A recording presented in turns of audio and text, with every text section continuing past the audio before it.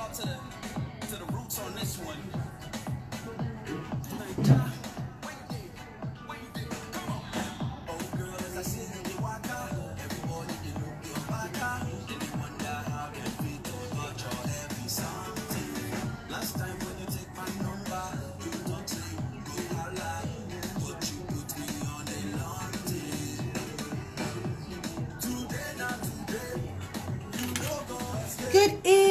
Good evening, all.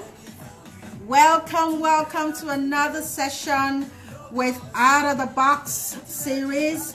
I have so much excitement inside of me with regard to the person that is coming on board tonight. We're starting off on a good note because he's already lined up for us to get him in.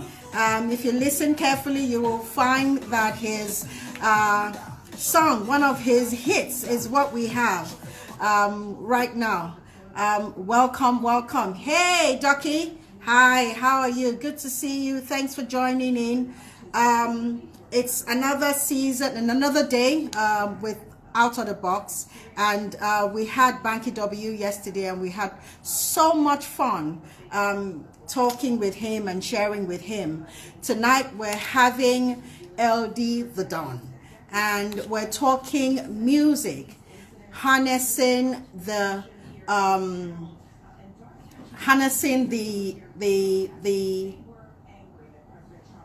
giftings creatively for returns.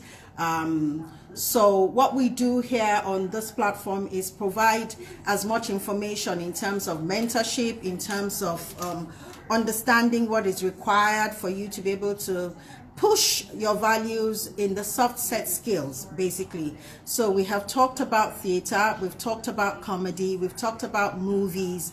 This week we're talking music, and we've got Eldee the Don. So I'm gonna dive right into it without wasting too much time. Let's get him to join us. We're excited.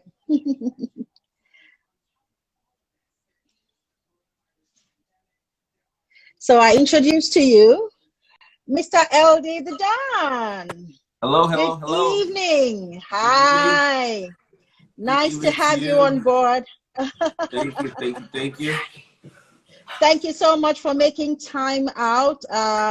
Really, yes. Your people have started to say hello. So they just downloaded the game, and it took a while to download the game. So they're like ecstatic right now that they have. Wow. Anyway.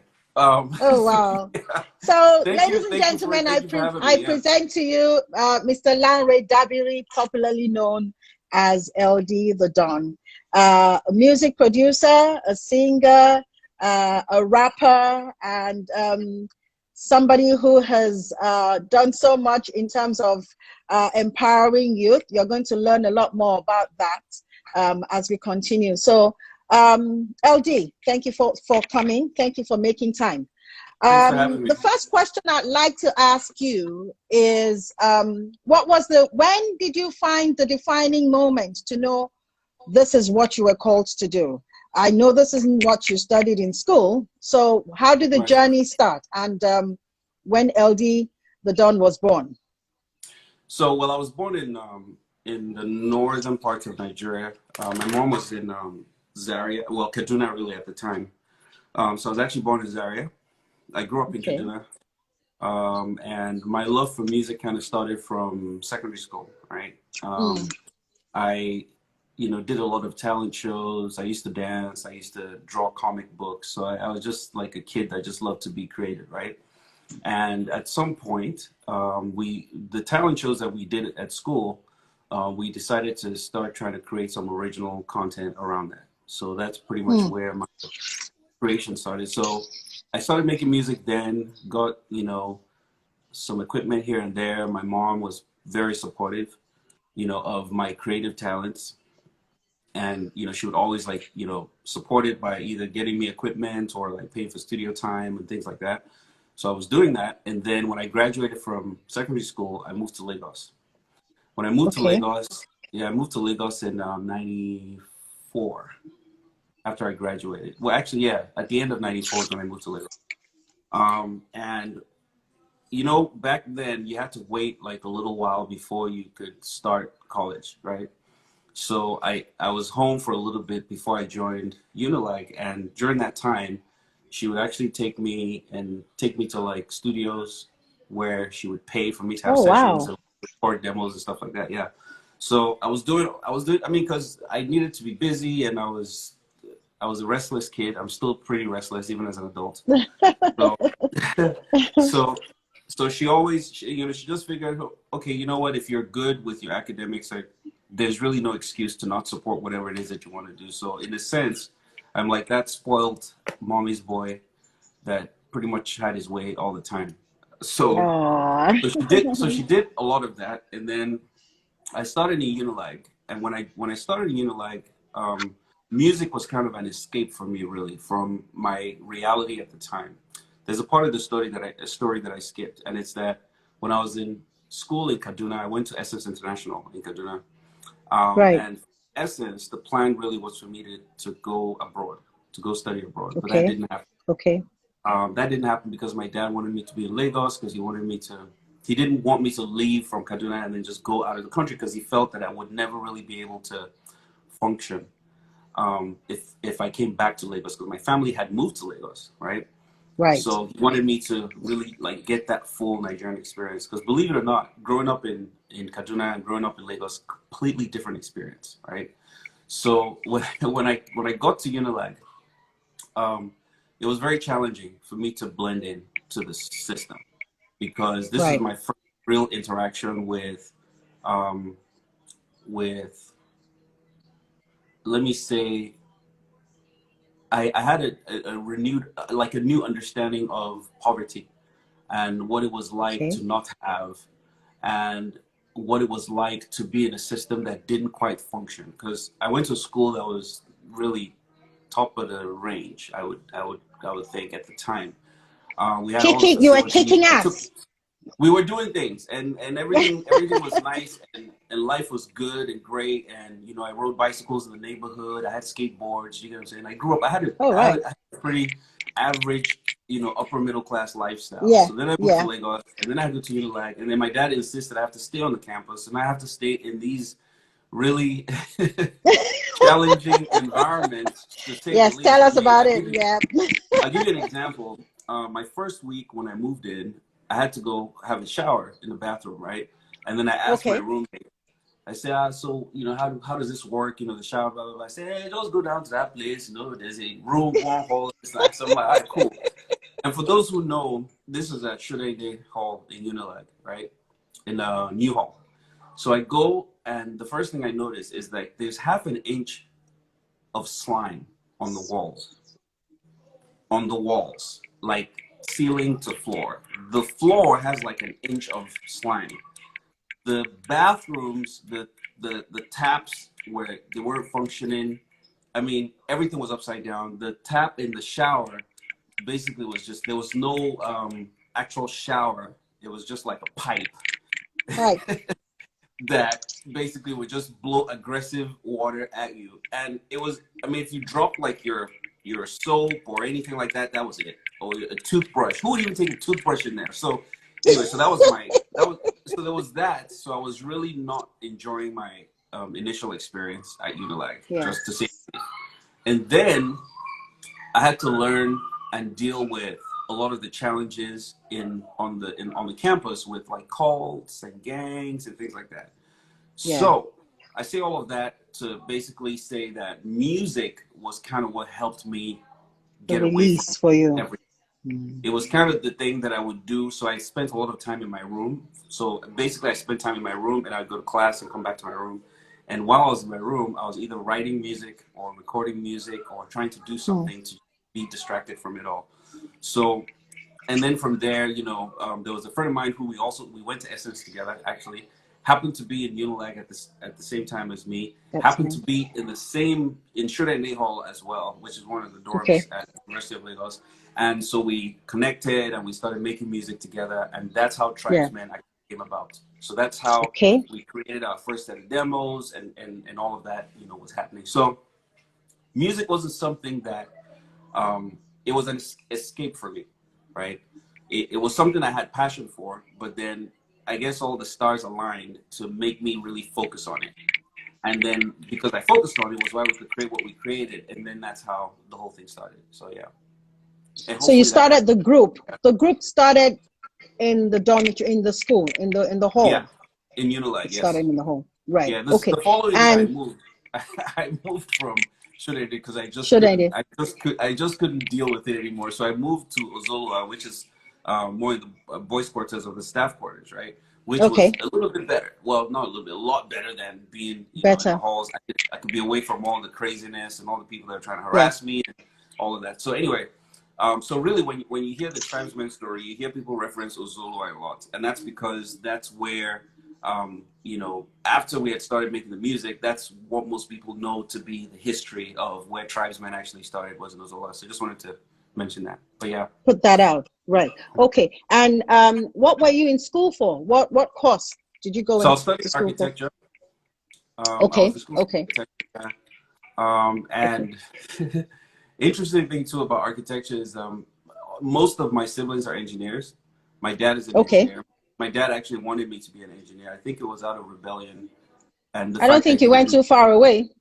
It wasn't that far away, but just out of rebellion and just not wanting to, you know, conform, especially since he didn't let me have my way, was why I decided to go for architecture, which I actually do not regret today, because the Yeah. thing about architecture too is it teaches you how to solve problems. And I feel like Yeah. that has been the biggest strength, you know, just throughout my life, is being able to walk into situations and figuring out how to solve the problems. Yeah, so yeah.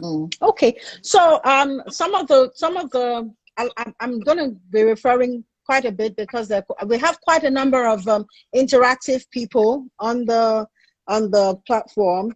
They're talking about tribesmen, they're talking about the plantation boys, and when they had good music, you know. So when I'm hearing good music, it sounds like good content, you know, that was very easy on the mind and easy on imaginations as well, you know. So we had an interview with Banky W yesterday. And it was a poignant situation at that point where he mentioned your name and said that you had inspired him in the music industry. Can you tell us about that? Well, I mean, I feel honored, first of all, that you know, my good friend Banky would say that, because I felt like he was already kind of doing his thing, and I can't say how it was that I influenced him. What I can say is that I really liked what he was doing, and I embraced what he was doing, and I tried to share with him everything that I knew about, you know, the Nigerian music industry, the people, the contacts, and, you know, things like that. And it became, you know, mutual. You know, at some point when he moved back to Nigeria, there were opportunities that he had that I was able to take advantage of, and vice versa. So we were really good friends. We did a lot together. But I feel like the fact that we had a connection well, so right after Unilag, when I graduated, I moved to the U.S. Yes. Banky and I could relate on many levels because he lived in the U.S. at the time, right? Okay. So understanding how to really connect the reality of being in North America with making music in Nigeria, and the fact that I was recording my albums really from the U.S. A lot of people don't know this, but the first two albums of actually put out in the U.S. So much of what we were doing was similar, and we connected on that level. So I was able to say, hey, listen, here's how I know it to work, and here are the things that you can try, and here are the people that you need to know, and things like that. So that may be what he's alluding to, but I'm still honored because Banky really, at this point, I mean, the history speaks for itself. You know what I mean? He's done an amazing job, and he continues to inspire. You know, not just myself. He inspires me like a lot as well. Like, but just a whole generation of people. Yeah. Yes. Okay, I understand that you have delved also into IT. Yes. I understand that you did not just do the first degree, you had a master's in architecture as well. That's So correct. how are you marrying that, IT as an IT consultant with architecture? Because I'm going to ask about the digital consumption of music, Okay. both giving us a comparison between Nigeria and North America. So how are you marrying the IT knowledge with architecture? Are you working in architecture at all? Are you doing anything in that space at all? At So, all? so the thing about architecture for me, like I was saying earlier, is it's really about problem solving, right? So it's about being able to find human problems and figure out a way to get to the solution. What's the root cause? And then do some analysis and then figure out a way to solve that problem. So Yeah, whether it's building a house or designing a car or even solving the problem of piracy and copyrights, right? yeah. Architecture gives you the framework that you need to process how to do it, right? So Hmm. that's how I leverage architecture. Now, the IT side, obviously, like I said, I come from a family of engineers, right? And they are very, I mean, all of my siblings are very brilliant. I mean, it's very competitive in my household when we sit down and have conversations. It's like, Conversations. it's just like a lot of brain activity, right? So, Wow. so the IT side was something that it was something that it came naturally because I learned to build computers from when I was like maybe 12, 11 or 12. Oh, Um, wow. I was exposed to a lot of IT very early. My dad was also a trailblazer in the IT field, even though I don't feel like he gets enough credit, in Nigeria. He was actually the very Okay. first person to bring the internet to Nigeria, period. Oh, Right? wow. Yeah, we What was his name? Dabiri, engineer Dabiri, engineer Engineer Tunde. Dabiri. Yeah, engineer Okay. Tunde Dabiri. I mean, people call Okay. him chief engineer or whatever, but yeah.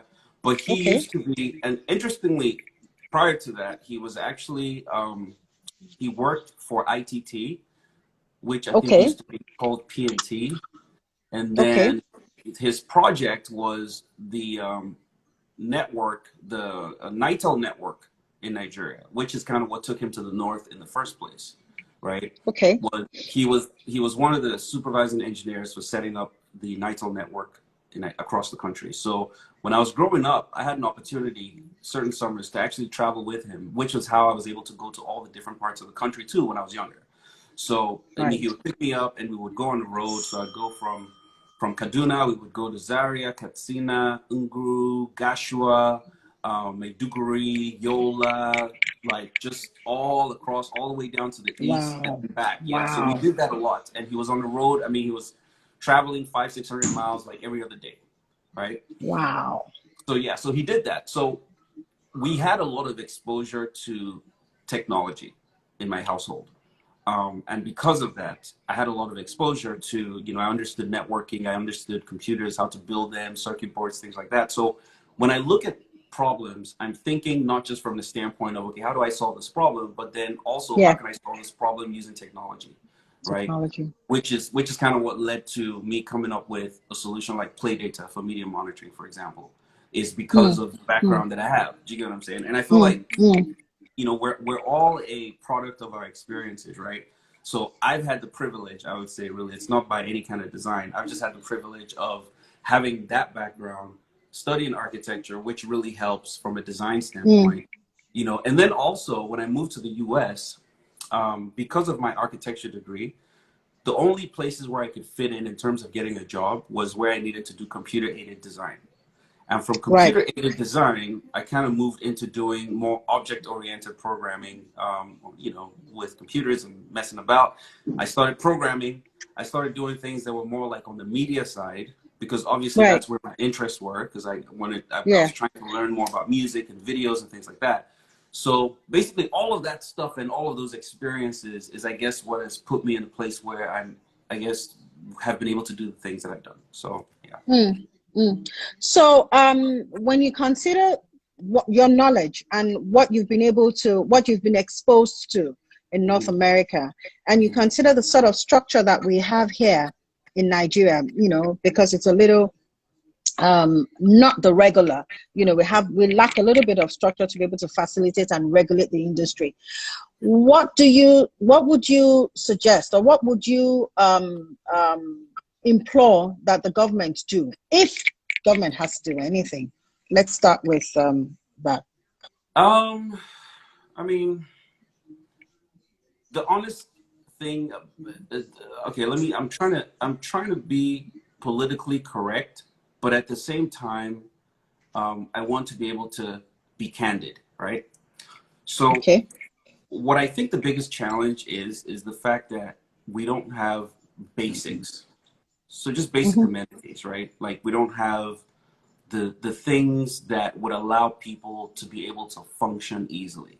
And I think that that's the primary role of government in a society, right? Is to provide the infrastructure to allow people to be able to function. So for example, I need for people to be able to get from point A to B with the least amount of resistance or stress so that they can conduct business very quickly. I need for people to have, you know, so people aren't worried about the basics like water, like drinking water. Potable water was something that was available at some point when I was growing up in Nigeria, growing up in the north. Yeah. And by the time I was 15, 16, it was like a myth. Like it just didn't exist anymore, where you couldn't get just basic amenities, right? Healthcare, you know, good roads and infrastructure, you know, banking system, enforcement of laws. The laws exist, Yeah. but just figuring out a way to enforce it. Yeah. I'm not one of the people who believes that the government needs to do everything for the people. I believe that the government just needs to provide the basics. Like if you provide the basics, people will figure everything out. When you look at the Western countries, all of the wealth that is generated, all of the innovation that has occurred has not occurred through government or government institutions. It's occurred by private institutions. But the reason they can do it is because they have the basics. So for example, if we had electricity, right, constant electricity in Nigeria, there's so much more we can do, right? If the road infrastructure and the networks made a little bit more sense, or even had some sort of mass transit system that actually solved the problem of getting people from point A to point B, then people would spend way less time on the road and way more time either being productive or even being in more of their family situation. So there's an effect that all of these things have on our ability to do things. And I think that that's the biggest frustration with a lot of people who decide, you know what, I don't want to be in Nigeria anymore. I want to go live somewhere else, especially when they've lived somewhere else before and they see how easy it is to do things. Those are the challenges, right? And that's why, you know, and I want to be clear that the government is not going to do everything, but the government really should provide the basics. This is why the basics. And everyone should pay taxes in order for government to be able to do those things. But I actually even feel like we are even from a wealthy country where even if the citizens don't pay taxes, the country makes enough money to be able to actually provide the basics. So those are the things that I struggle with: electricity, water, healthcare, and enforcement. Yeah. Well, I mean, without having to sound so boastful, I think that for Lagos State, there's quite a number of things in the pipeline that is being executed, and hopefully we can tick off those basics to a considerable extent. I don't think that you have any country that does not have its area of poverty where it's prevalent, you know. So, but with Lagos, I would assume, and I could say that there is a space where most of these basic amenities are being ticked off, and you know there's still work going on it. But with regards to music, you know, there's so many ways that the topic is harnessing giftings creatively in a period like this. So I know that in the West, there's so many platforms and opportunities and space for you to hone your skill and also generate revenue from it. If you had to think of what your counterparts or your colleagues in Lagos, Nigeria should go into, or where it is that they can be able to explore and then exploit as much as possible, what would you suggest? I would say to leverage technology. Okay. because technology has made it easy to connect. Some of the challenges I was talking about earlier is, you know, transportation, electricity, all of these issues, right? It prevents people from being able to do things at the scale that they should be able to do them, right? But technology has solved some of those problems for us. So if you notice what's happened through this COVID period, where everyone's kind of at home, is that we've been able to connect a little bit more. And the only way we've been able to do it is through technology, right? So right now Yeah. we're having a live session. You're in Lagos, I'm in Atlanta. We're having this discussion. It's almost like we're sitting across the table from one another, right? So figuring out creative ways to use these platforms that connect you directly to the audience that you're trying to reach, I believe would be an answer, and maybe even the Yeah. new norm. If we think about it, the other thing, the other angle to it is figuring out ways to make sure that we can get enforcement for IP, intellectual property, right, and copyrights. If we can enforce IP, then people have a better opportunity. And I've seen, you know, previous episodes where you discuss with, you know, folks in the comedy industry and folks in the movie industry, and you'll notice that there's a common thread there, right? Is the fact Yeah. that once we can find a way to solidify that IP is critical, because people are Yeah. creating things, right? But there's no way to truly exploit those things. And if you compare, you know, and I hate to compare, because I mean, you talk about the US, this is a 200 and something year old country. They've had their challenges. They went through wars. They got where they are now. It didn't happen overnight. You know what I'm saying? So I'm not Yeah. Yeah. wanting to compare it to a 60-year-old Nigeria. You know what I'm Yeah. saying? But at the Yeah. same Yeah. time, you know, there are some certain things that if we can get to quickly, we'll be able to Yeah. fast track to where our creative talents can actually live off of the works they created. An example Yeah. is, through this time, I've been getting royalties from iTunes and Spotify and all of the different collective societies across the globe, really, where Okay. my music is either licensed to be in like in a film or in an episode in some TV show in like Poland or Norway, things that I'm not even aware of, right? And I'm Mm. able to earn revenue from that on a monthly basis. Through COVID, I didn't have to do anything to continue to earn that revenue, right? If Mm. our artists had the facility to be able to really exploit their copyrights hands-free, which is what people are doing everywhere else, I think it would really help. You know, Yeah. we Yeah. have a lot of Instagram influencers, we have musicians, comedians, and so they can create shows using these Yeah. platforms to connect with people and really sell whatever it is that they're trying to sell. And if the Yeah. enforcement is there to back them up, then obviously they'll be able to, you know, leverage those Yeah. Yeah. opportunities. Yeah. Yeah. Yeah. So, going back to America, what made you decide to go back? Whew. Well, quite a number of things. The first one was the security concern, right? Okay. I had serious security concerns for my family. I had a young daughter, a young family. We lived in Oniru, and the part of Oniru where we lived wasn't quite fully developed. There were like maybe 3 residents on my street, 3 or 4 at the most. Um, a lot of the houses were uncompleted, so there were lots of people around. I had actually had some kidnapping scares. A couple of my friends, like either spouses or kids, got kidnapped. So that was a major concern. That was one. Right. Um, the second thing was the opportunity for the kind of education that I wanted my kids to have, right? Because my daughter was Okay. she was coming of age. She went to an amazing school when she was in Nigeria. She went to, what was the name of that school? There was this daycare. It was a daycare, really. She was still very Okay. young, in Ikeja, called, oh my God, what is it called? But it was great. And she could have continued. And I know that there are schools where the standards are really that high, or maybe even better, right, than being in Okay. an environment like this. But some of the challenges that I felt, and this is all personal, this is just my personal opinion, was Yeah.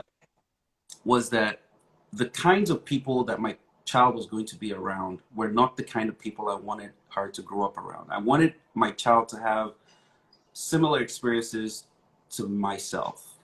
And it's Mm. not, and by that I mean I wanted her to have a rounded experience. When I was growing up, a lot of the people that I was around were privileged. It skewed my perspective of the world. In Lagos, if my daughter was going to go to the kind of school that I wanted her to go to, she would be in an environment like that as well. And I thought that that would be a disadvantage. I wanted her to be in a place where the fact that your daddy is LD doesn't matter. The fact that your mother's doing what it has no bearing. You can become a more rounded person, and you can become a more functional part of society if you have a better rounded experience. So there was that as well to consider. The third thing was business, right? So I started to see, it's almost like I saw in the future a little bit, right? I started to notice the trend because I didn't want to be an active music performer any longer, right? And I wanted to run a record label. But at the same time, I realized that the trend with the record labels was that I would invest in artists. The artists would get some popularity, and the trend was for them to walk away, right? So as a business that you dedicate that amount of time, and I mean, there's the financial investment and investment is huge, right? Is this a business that is sustainable? That's a question that I started. This started to bother me at night. And I said, okay, well, if my goal is to be able to build wealth, grow a business, then maybe I'm in the wrong line of business. And I don't say this often, but it was something that I had to think about, because do I have enforcement for my IP? No, I don't. If my artists who I've spent hundreds of thousands of dollars to develop walk away, how am I able to get compensation from a situation like that? Because people walk away from their contracts all the time. If you walk away from the contract in Georgia, I know exactly what to do, and I will get my money, and it's not going to last 6 months, okay? And everything will be nice and clean and dusted. I had a case against Techno in Nigeria. Techno basically they created these phones, they preloaded it with my music, and they sold millions of copies of those. And when we asked them, hey guys, what's going on? They basically said, oh, we're just trying to help you. No, you're not trying to help me. You basically use my music to sell your phones, because you could have sold your phones without my music, right? Why did you feel the need So why did you why did you connect? Why did you connect? You could have said, hey, I want to help you. I'm going to put your music on, which is you getting permission, right? And guess what? I probably would have said yes. I probably would have said yes. But now you have all of this content out there. You have the music on it. And so it basically said, no, we don't agree with that. That doesn't make sense. We're going to take you to court. 5 years later, we were still having the same conversations. It was back and forth. The justice system, I mean, the one thing I didn't want to do is to leverage influence and say, hey, let me go talk to this uncle or this auntie or someone so that they can push it. This system should work for everyone. It doesn't have to work for only privileged people. So when you think about those types of challenges and trying to run a business like that, then you have to start asking yourself the question, am I in the right line of business? And it's unfortunate, because this is a question that everyone that owns a record label in Nigeria eventually asks themselves. Am I in this, and is this even worth it?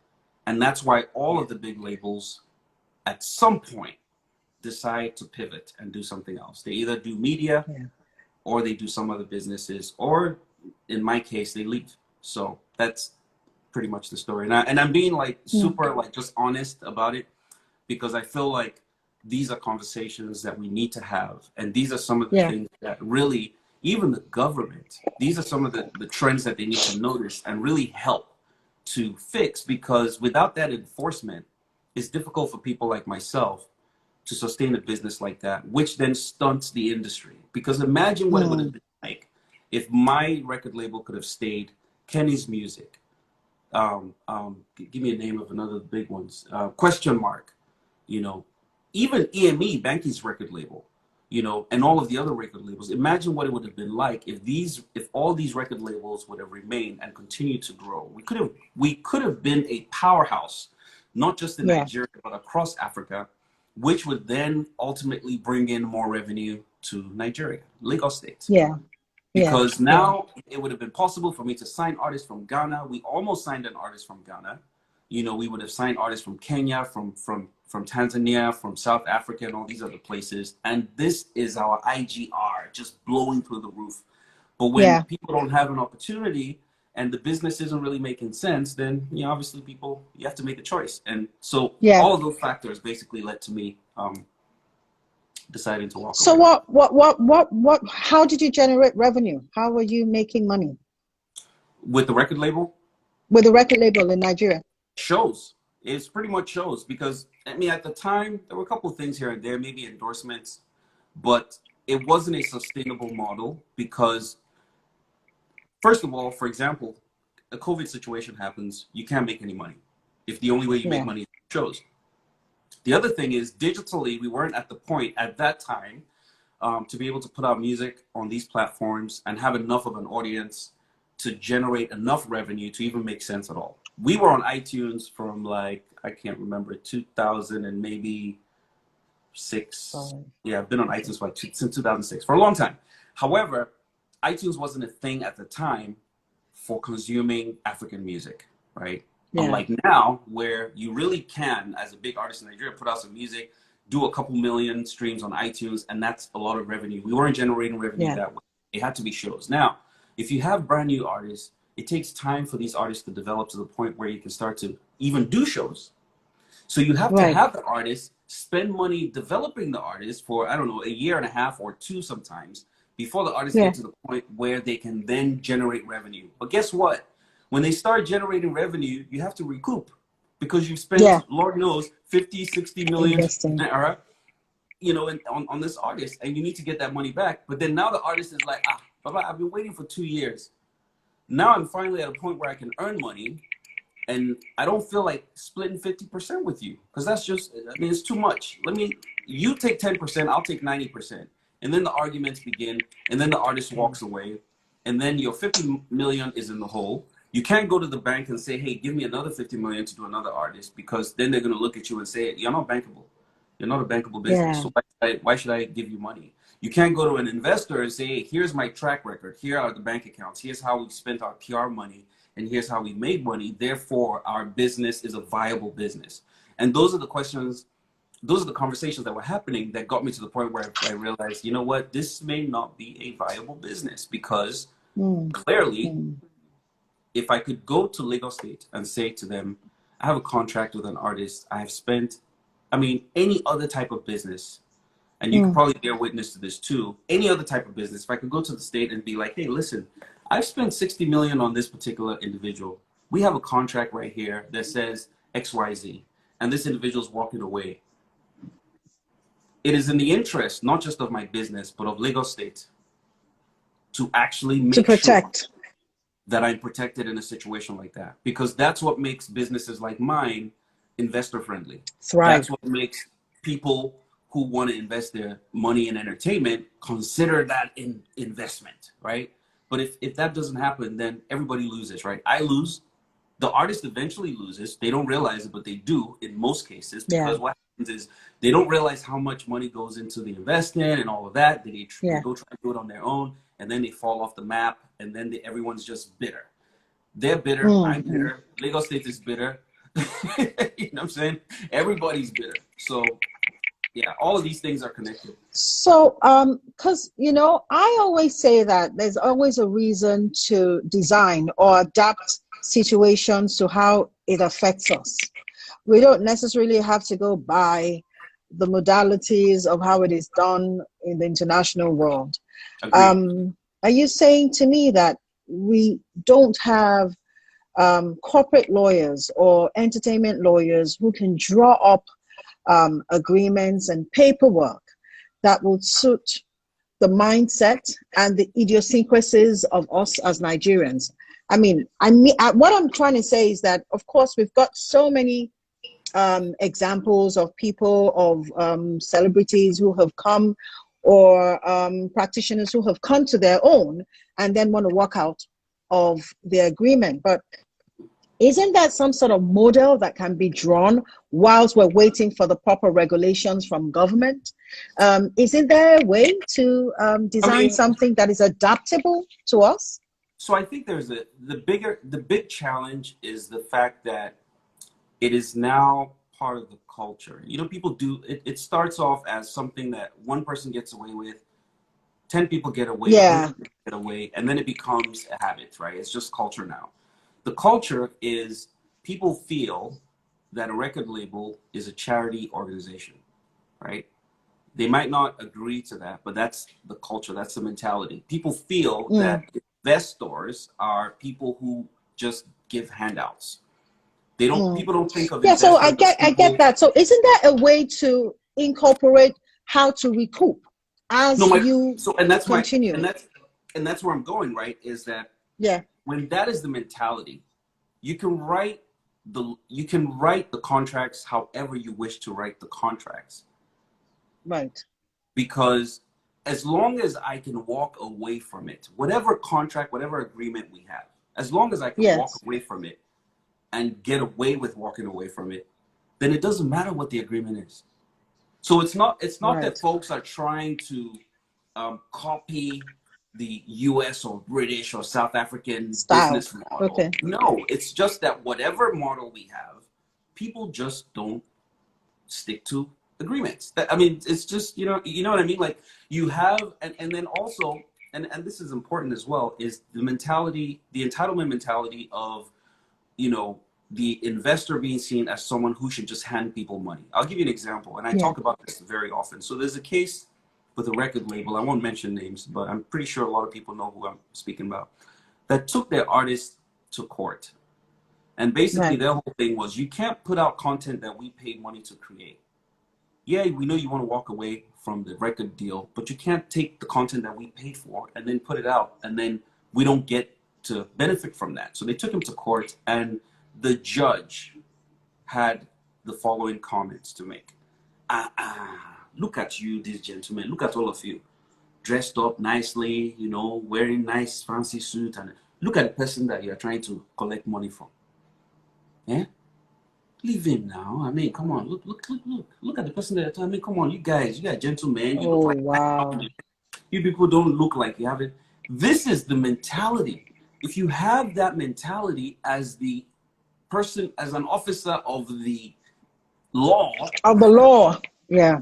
how are we supposed to teach people to respect agreements? And if you can't do that, then why would anybody invest in a business like that? Why should anyone invest in a business like that?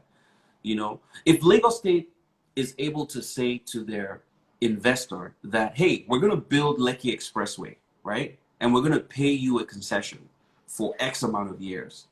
And then 2 years into it, Lagos State just decides we're not paying anymore to their investor, wherever the investor is. If they just decide, oh, we're not paying anymore, do you think that Lagos State will be able to get money from anyone else? No. And that's exactly how it is for these businesses. So that's the real challenge. So I've heard people say, oh, let's create the contracts to work in the Nigerian context. What context is that? Like, I'm trying to understand. Are you saying that we need to revisit the contract every 2 months? Like, what kind of agreement? Because it doesn't matter what kind of agreement it is. But there's also there's also the narrative that the record labels are a little too greedy. They require, although I understand that you've got to come to the point of agreeing to be under that record label. And then whatever it is that they're spending on you, you have in principle agreed to accept that they spend that money. But I think also that the narrative that says that the record label is a little too greedy, how do you analyze that?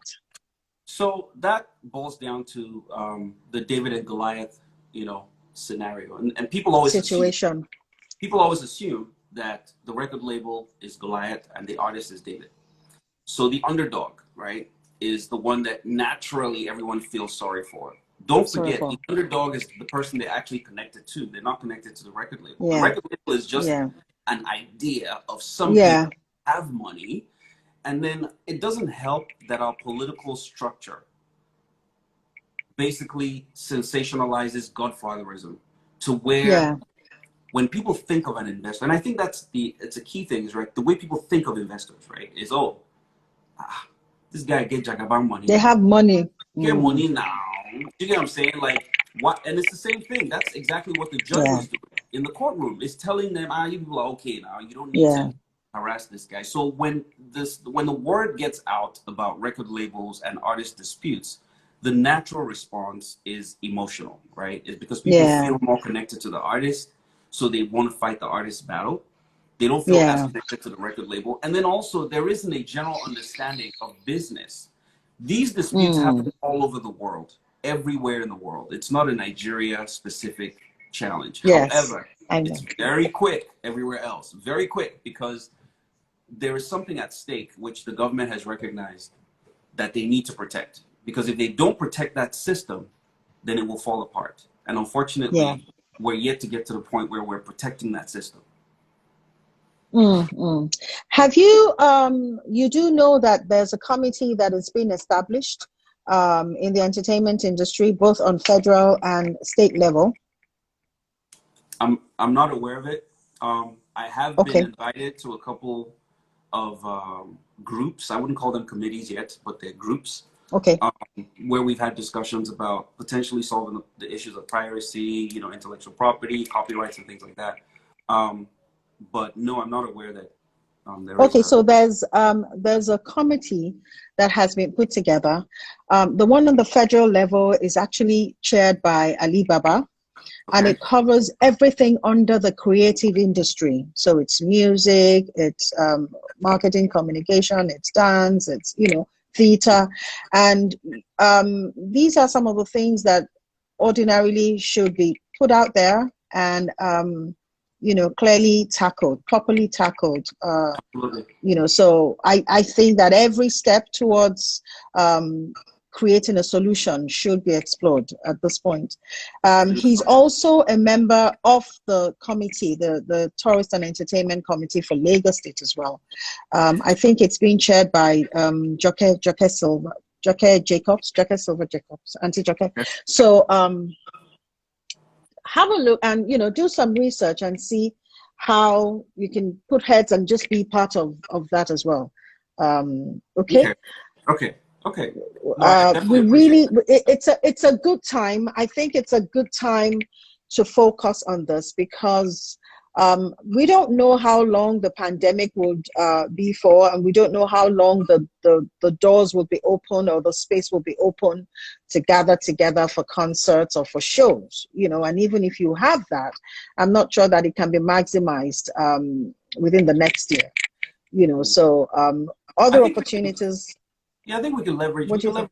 Technology. I mean, we have Zoom, we have Yes. Instagram, we Yes. can communicate, we can. So, and that's the other thing too is that our mindsets need to shift a little bit about how we're communicating, what we're doing. Look at what my daughter just bought for me. I don't know why she. Oh. Thank you. Oh, that's so sweet. Anyway. Daddy's doing so much talking. He needs to eat something. Exactly. No, but I appreciate you sharing this with me, and I will reach out. Yeah. And I'm pretty sure that they know that it's not about what's in it for me. Really, I feel like there's a huge opportunity to really correct things. We have enough knowledge among us, really to solve the problems. But I think that the part that where we usually need help is really to get government to take it serious, right? Because it's a concern for us. We are the practitioners. They look at us and they say, "Oh, you're these entertainment people, right?"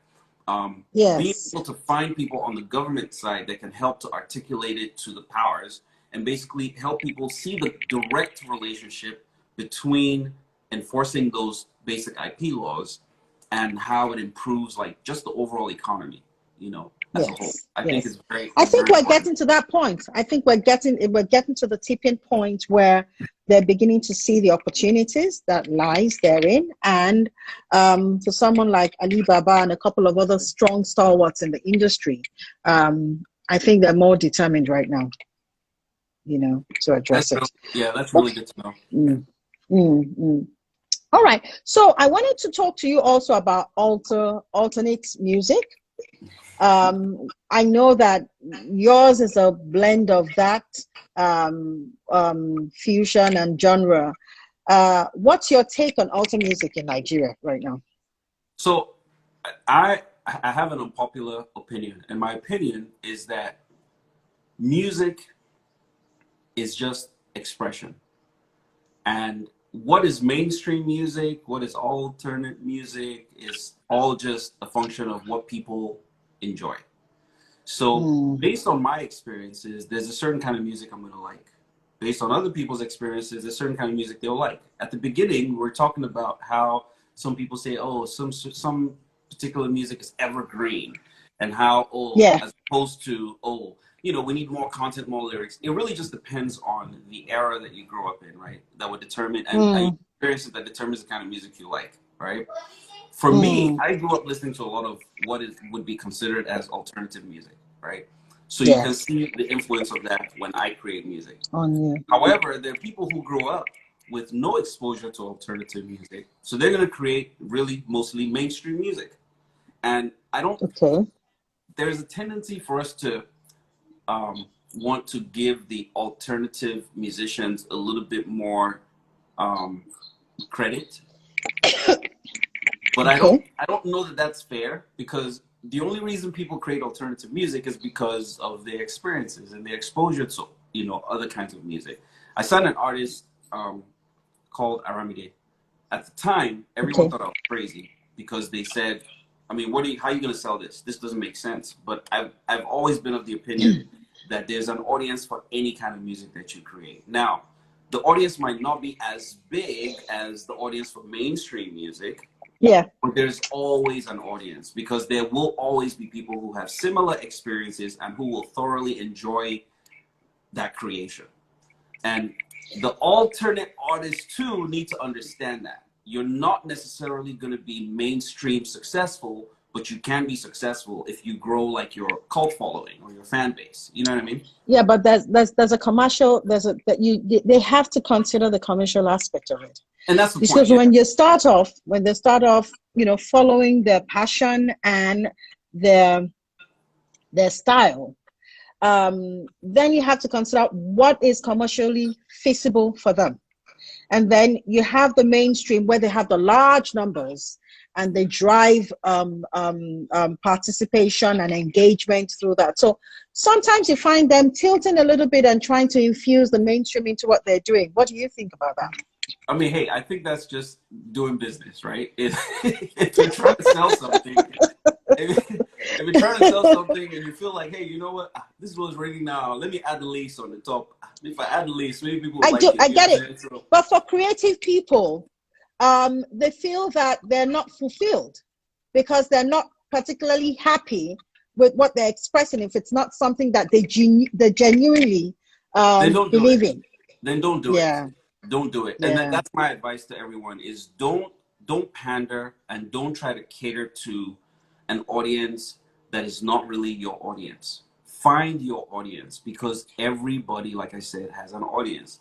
Now, you also set your expectations appropriately.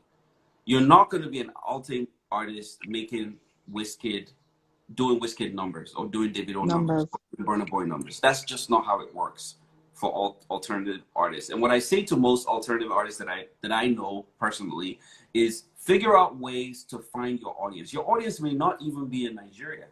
Your audience may actually be outside of Nigeria. If you want to stay true to the music that you create, there is an audience for that genre of music that you're creating. Find where they are. Find out a way to do the tours, the big festivals. If you want to make David O money, find a way to get on those booking with the booking agents, right? Go to Europe, go to Asia, go to Australia, go and leverage on technology to sell. Use technology. You're right here. You can access all these people. Don't stop trying to be. And it really bothers me when people, because I hear so many artists and I'm like, oh my God, this is so good, but why does he sound like Wizkid? This is so good, but why is he trying to sound like David O? Be you, do you, create whatever it is that you enjoy, right? And figure out a way to sell it, because that's the only way you're going to be unique. And that's the one thing I always, say to my artists is find the thing that makes you different. Every time you hear David, this is David O. Nobody has to tell you. There's something about it that's unique. It's not just the voice. Yeah. It's the way that he delivers it, right? There's something about Wizkid that's unique. Burna Boy, Tiwa Savage, Yemi Alade, they're unique. There's something about them that's very unique, and that's what people enjoy. And that's why they have a fan base that is very, very strong. And if you're coming up as an artist, you want to be unique. So really, the alt-fade way is probably the way for everyone. That really should be the way everyone should go, at least initially. Do what you like. When I was making music, I did what I enjoyed. Like I was creating music that I liked, not music that I thought people were going to like. Is I create what I liked, and then I put it out there, and based on the response, I'm like, I'm not going to create something that I don't like and put it out there. Why would I do that? So for anyone who's listening right now, who's like an alternative artist, stick to what you're doing and figure out ways to connect, with your audience. Because give us a basic 101, a 101 of how to push out your music through leveraging technology, for people who are waiting and thinking, oh, I have to travel first before they know about me. Oh no, digital platforms. So thankfully we have some digital distributors in Nigeria who you can basically distribute your music through. I was talking to some younger artists the other day, and I said to them, I said, hey, and they're not released yet, and I said, hey, the first thing you want to do is make sure you own your content, create, try and be as in control of that creative process as possible, so you own your copyrights, right? The next thing you want to do is figure out a way to get it onto digital platforms. There's a tendency for everyone to want to have a hit. You're not going to have a hit your first time out. I try to be clear about that to every artist. You are not going to have a hit your very first time out.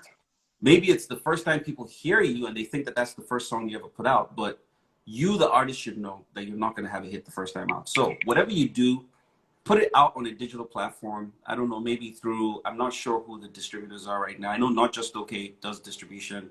I know TuneCore, which you can connect with directly, I believe, right now. TuneCore is another platform that does distribution. That's an American company. That's who I used, in my early years, even though at the time you had to have like a US bank account or something. But I believe that internationally you can leverage those platforms now. There's CD Baby as well. CD Baby is another one. Once the music is out there, use Instagram and Facebook to promote it. They're free. At least those are the low-hanging fruits. You can just key into those immediately. And promote it. And know that if you don't have someone who's actually funding PR campaigns on your behalf, it's going to take a little while longer for you to gain some traction. But it's a waiting game. It will happen. Okay, so I just wanted us to put that out there for young people and those who want to own something during this period.